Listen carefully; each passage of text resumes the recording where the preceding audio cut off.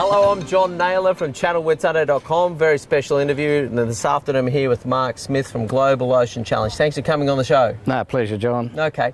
Now, I like to go around the world in aeroplanes, but you like the idea of doing it in boats, yeah? Yeah, mate. Aeroplanes are a little bit too high for me. And Well, you might fall out or something? Yeah, I've always been an on-the-surface character. Yeah. And slow but steady. Okay. But this thing is fast and furious because you want to do a lap of the world inside... 62 days is the record, and I'm planning on 47, so I'm going to make a big mess of that record. Okay, right. Well, that would be outstanding. Now, what speed do you have to average? Because you're talking about going around the world, equatorial waters most of the way, Yep. Suez, Panama Canal, And Mediterranean. Mediterranean, across the South Atlantic. And in how many days?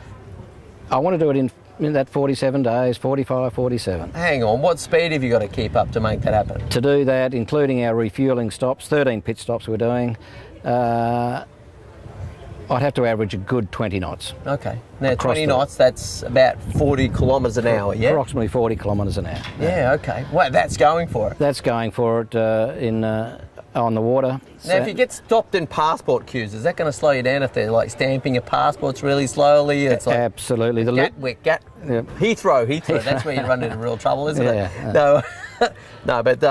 No, obviously that's got to be pretty well done, yeah. And look, if any sort of drama around this, and it's going to make it increasingly hard as you go on with it, yeah. Yeah, the pit stop routines are going to be the logistics there are going to be one of the biggest challenges to get it right. Yeah. I'm expecting only 2-hour pit stops in the 13 stops.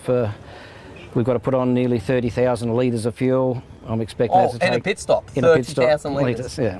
Okay, all right. Yeah, continue the story. This gets more exciting by the moment, doesn't it? And how about the vessel? Tell me a bit about the vessel, because I've seen the pictures offline, and it's a what I'd call a pod catamaran. Yeah, that's pretty evolutionary around. Yeah, it's a what can be described as a high-speed displacement cat. Okay. And joined together by that pod.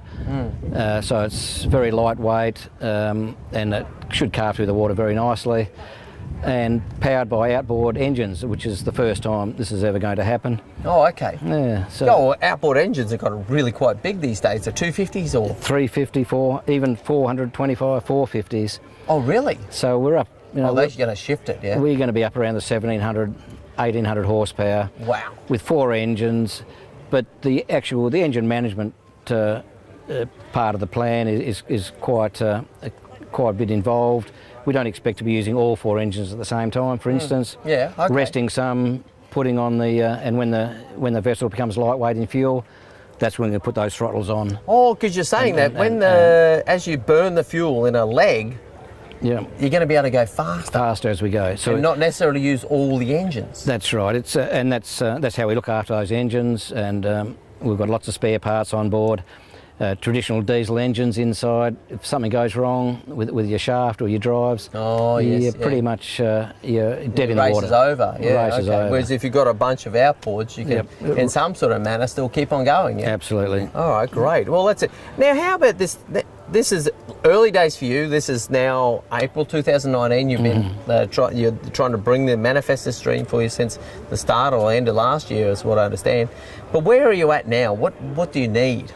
Well, we're looking for some sponsors, of course, to support the. You're not going to just pull pocket change out, you know. A little bit hard on this one, but I'm glad my pockets are empty today. Yeah.